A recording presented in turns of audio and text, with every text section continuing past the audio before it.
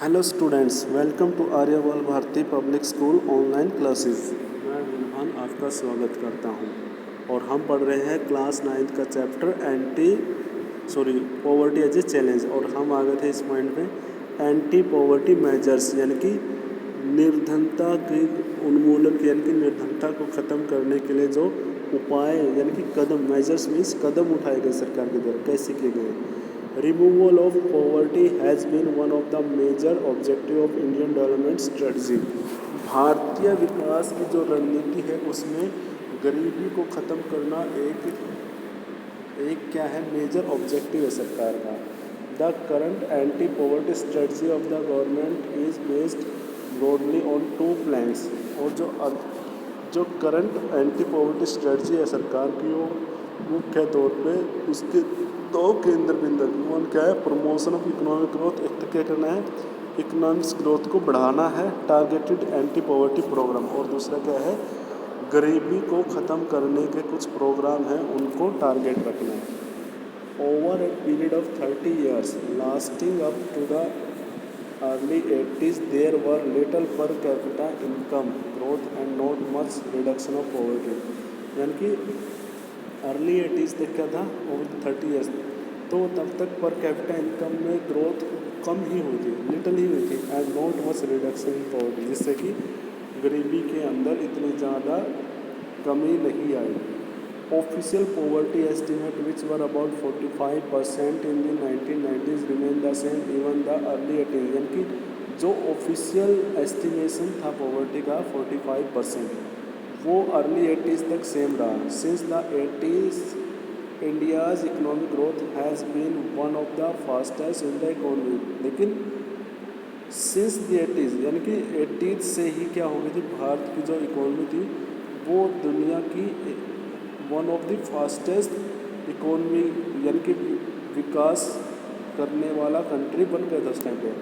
The growth rate jump from the average about 3.5% a year. यानी कि उस time जो ग्रोथ रेट थी पर परसेंट कितनी हो रही थी, 3.5% in a year in 1970s to about 66% during the 1980s and 1990s, जो कि 1980 और 90 तक आते आते 6% हो गए, 6%, यानी कि ग्रोथ रेट में इंक्रीमेंट हुआ। The higher growth rate have helped significantly in the reduction of poverty. जो हायर ग्रोथ रेट है वो क्या कर रही है, हेल्प कर रही है मुख्य तौर पर किस चीज़ में, पॉवर्टी को ख़त्म करने में। Therefore it is becoming clear that there is a strong link between economic growth and poverty reduction। और इसलिए कहा गया है, यह क्लियर हो गया है कि there is a strong link between economic growth and poverty reduction। यानी कि आर्थिक विकास में और निर्धनता को ख़त्म करने का एक सीधा लिंक है इसमें। Economic growth widen opportunities and provide the resources needed to invest in the human capital. क्योंकि देखो, आर्थिक विकास क्या करती है, वो अवसरों को वाइडन्स करती है और भी ज़्यादा बढ़ाती है, and provide the resource needed to invest in human development. और वो क्या करती है, जो ह्यूमन डेवलपमेंट के लिए रिसोर्स चाहिए होते हैं उनको क्या करती है, वो प्रोवाइड करती है।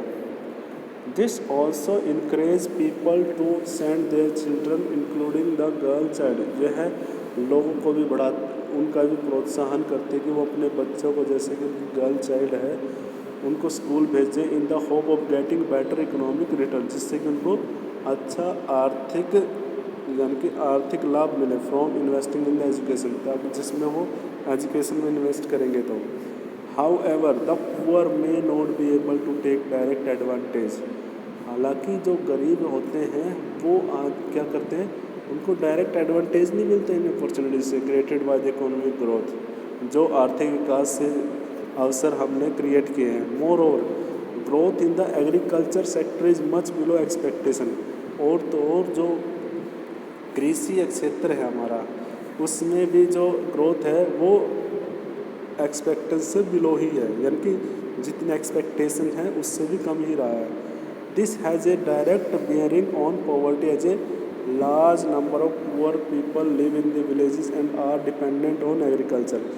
इसका यही है, this has a direct bearing of poverty, जिसका यह पॉवर्टी का एक डायरेक्ट बियरिंग है as a large number of poor live in the village, क्योंकि ज़्यादा सीधी सी बात है एग्रीकल्चर में जो एक्सपेक्टेशन के अकॉर्डिंग ग्रोथ नहीं हो रही, तो इसका मतलब आपको पता ही है कि रूरल एरिया में बहुत ज़्यादा हमें क्या मिलेंगे, पुअर पीपल मिलेंगे, और जो कि किसके ऊपर डिपेंड है, एग्रीकल्चर के।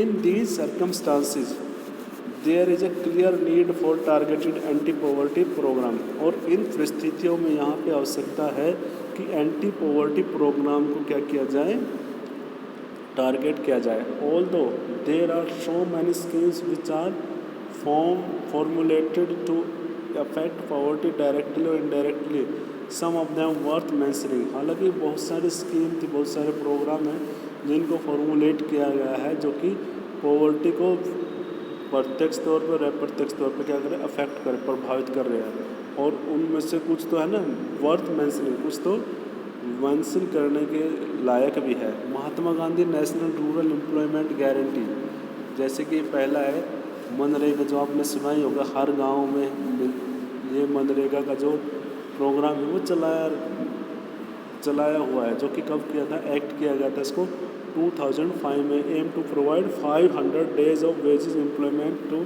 Every household to ensure livelihood security in rural area. जो ये Mahatma Gandhi national rural employment guarantee जो प्रोग्राम है, जो ये एक्ट है, जो ये क्या था, गांव में हर व्यक्ति को उसकी जो लिवलीहुड यानी कि आजीविका की सिक्योरिटी देने के लिए उसको कम से कम 100 दिन का रोजगार सरकार दिलाएगी।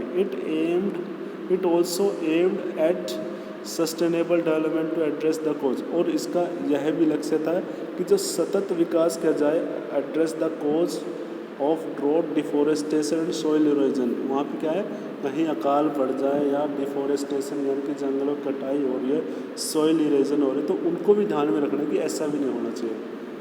1/3 of the propose jobs have been reserve for the women, और वहाँ पे वही बात है, 1/3 जॉब है जो वो प्रपोज की गई है औरतों के लिए reserve. The scheme provided employment to 220 crore person day of employment to 4.78 crore household. तो ये जो स्कीम है जो एम्प्लॉयमेंट को क्या कर रही है, 220 करोड़ लोगों को क्या दे रही है, एम्प्लॉयमेंट दे रही है, 4.7 करोड़ हाउस होल्ड को। The share of the SC/ST women person days in the scheme are 23% to 17% and 53% respectively. तो यहाँ पे यही है, SC/ST का 23, 17 और 53% तक का क्या है, इसमें शेयर होता ही होता है, आप किसी भी गांव में जाकर देख लेंगे। The average wage has increase from 65 in 2006 and 7 to 132 in 2013 और 14। तो टाइम टू टाइम क्या हो रहा है, जो एवरेज जो वेजेज है वो बढ़ाई जा रही है। Recently in March 2018 the wage rate of the unskilled manual worker have been revised and state-wise the range of the wage rate of the different state and union territories lies in between 281 per day to 168 per day for the worker of Bihar Jharkhand. जैसे यहाँ पे हरियाणा में देख लो 281 थी 2018 में, और वहीं बिहार झारखंड में कितने, 168 यानी कि 168 है पर डे। तो ये स्कीम है जो मनरेगा वाली। नेक्स्ट है हमारी प्राइम मिनिस्टर रोजगार योजना in another scheme which was started in 1993। दूसरी है प्राइम मिनिस्टर रोजगार स्कीम है जो कि 1993 में शुरू की गई थी। The aim of the programme is to create self employment opportunity for educated employment youth in rural areas and small town. तो यहाँ पे क्या था कि जो रूरल एरिया में जो एजुकेटेड है और अनएम्प्लॉयड है रूरल एरिया में और छोटे शहरों में, तो उनके लिए क्या है, स्पेशल प्रोग्राम है जिनको सेल्फ एम्प्लॉयमेंट अपॉर्चुनिटी देंगे। They are help in setting up small business and industry. वो उनको हेल्प करेंगे छोटे बिजनेस को या इंडस्ट्री को सेटअप करने के लिए। Rural employment generation programme was launch in 1995, और रूरल एम्प्लॉयमेंट जनरेशन प्रोग्राम है जो कि 1995 में क्या किया गया, लॉन्च किया गया था। The aim of the program is to create self-employment opportunities in rural areas and small town. और इसका एम यही था कि जो रूरल एरियाज़ हैं वहाँ पे क्या करना, सेल्फ एम्प्लॉयमेंट अपॉर्चुनिटी और क्या करनी है, लोगों को देनी है. A target for creating 25 lakh new jobs has been set for the program under the 10th 5-year plan. 10वीं पंचवर्षीय योजना में यही था कि कम से कम 25 लाख नए जॉब क्रिएट करना था इस प्रोग्राम के तहत. स्वर्ण जयंती ग्राम स्वरोजगार योजना, ये भी एक अन्य स्कीम है, प्रोग्राम है. स्वर्ण जयंती ग्राम स्वरोजगार योजना वाज लॉन्च इन 1999, जो कि 1999 में लॉन्च की गई थी. The programme aims at bringing the assisted poor families above the poverty line by organizing them into self-help group through mix of bank credit and government subsidy. तो इसमें भी यही था कि जो पुअर फैमिली है जो कि पॉवर्टी लाइन से अबोव है, बाय ऑर्गेनाइजिंग उनको क्या किया गया, ऑर्गेनाइज किया गया, इनकी इकट्ठा किया गया and give them self help group, और उनको एक सेल्फ हेल्प ग्रुप दे दिया जो कि बैंक क्रेडिट और गवर्नमेंट सब्सिडी उसमें मिक्स है. इसके अंदर ये था कि जो नीडी पर्सन है उनको पैसे की अरेंजमेंट कराना. अंडर द प्रधानमंत्री ग्राम स्वरोजगार योजना लॉन्च इन 2000 में प्रधानमंत्री ग्रामोदय योजना लॉन्च की गई थी. Additional central assistance is given to state for basic services such as primary health, primary education, rural shelter, rural drinking water and rural electrification. तो ये कुछ स्कीमें हैं जो कि इसमें कुछ टारगेट्स थे वो रखे गए थे. Another important scheme is Antyodaya अन्य योजना, about which you will reading more in the next chapter. अगली है अंत्योदय अन्य योजना, जिसके बारे में आप नेक्स्ट चैप्टर में पढ़ोगे अच्छे से. The results of these programme have been mix, हालांकि इन प्रोग्राम के जो रिजल्ट्स हैं वो मिक्स ही मिले हैं. One of the major reason of the less effectiveness in the lack of the proper implementation and right targeting, जो लैक है, जो यानी कि इस रीजन का जो सबसे बुरा कारण यही है कि पूरी तरह से प्रभावशाली नहीं रहे. उसका सबसे बड़ा कारण यही है कि उनका प्रॉपर इम्प्लीमेंटेशन नहीं हो रहा है. Moreover there has been a load of overlapping of scheme, और तो और क्या है, वहाँ पे बहुत सारी क्या है स्कीम है जो कि एक दूसरे को काट रही है. Deposits despite good intention the benefits of this scheme are not fully reach to the deserving poor people. अब क्या है, अच्छे इंटेंशन होने के बावजूद उसके बेनिफिट भी अच्छे हैं. तो इन स्कीमों का जो बेनिफिट किन को पहुँच रहा है, जो डिजर्विंग पुअर पीपल है उन तक नहीं पहुँच पा रहा है. तो इसका सबसे बड़ा वो कहते हैं ना माइनस पॉइंट यही है. Therefore the major emphasis in the recent years in the proper monitoring of the all poverty alleviation programmes. तो इसलिए बहुत सारे जो मेजर एम्फेसिस किए गए हैं रिसेंट ईयर में वही है पॉवर्टी एलिवेशन के. ठीक है. द चैलेंज अहेडेड, इसके बाद आगे इसके सामने बहुत सारे चैलेंज भी हैं.